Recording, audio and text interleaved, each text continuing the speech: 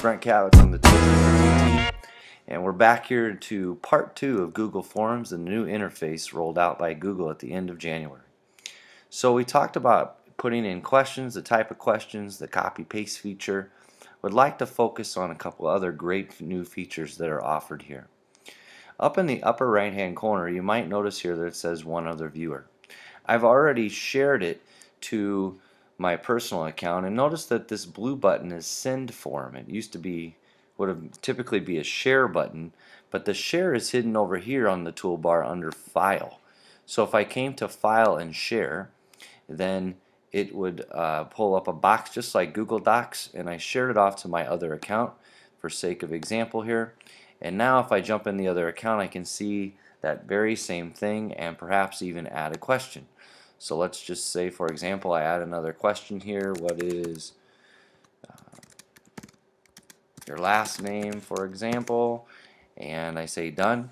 Now if I were to jump back to my other account, that is going to be in there. There it is.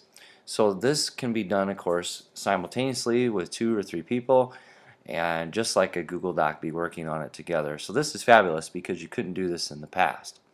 Another feature that, just in case you know is not there, you can move questions by grabbing them and just dragging them up and down. So you really don't have to worry about the order in which you put them in. You can always reorder them later. Let's go back to the toolbar for a minute though and focus on some things up here. One of the things that I like around here now is they have some new buttons. One of them is View Live Form right here.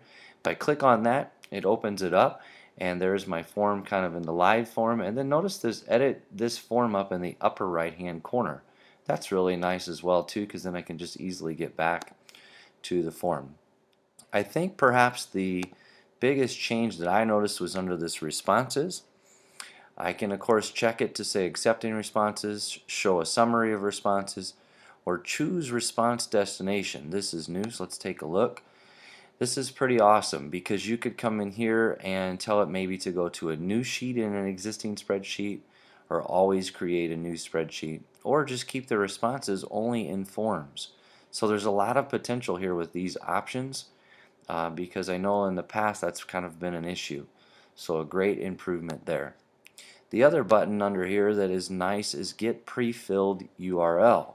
So if I were to do that, it opens up the test, or in this case my test, and it wants you to potentially put in a prefill.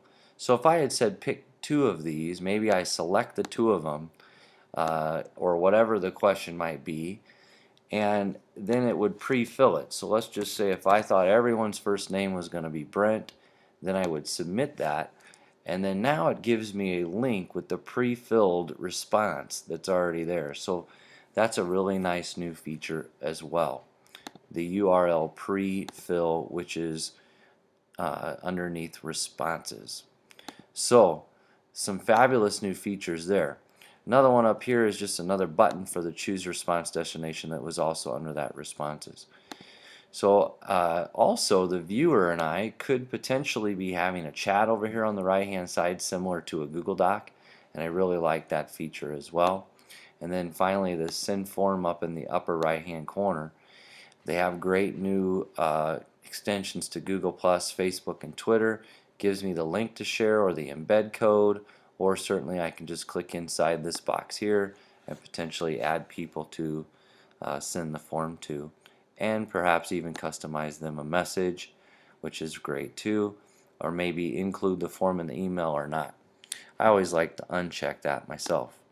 So some great new features here within Google Forms. Give it a try. I think you're going to really like it.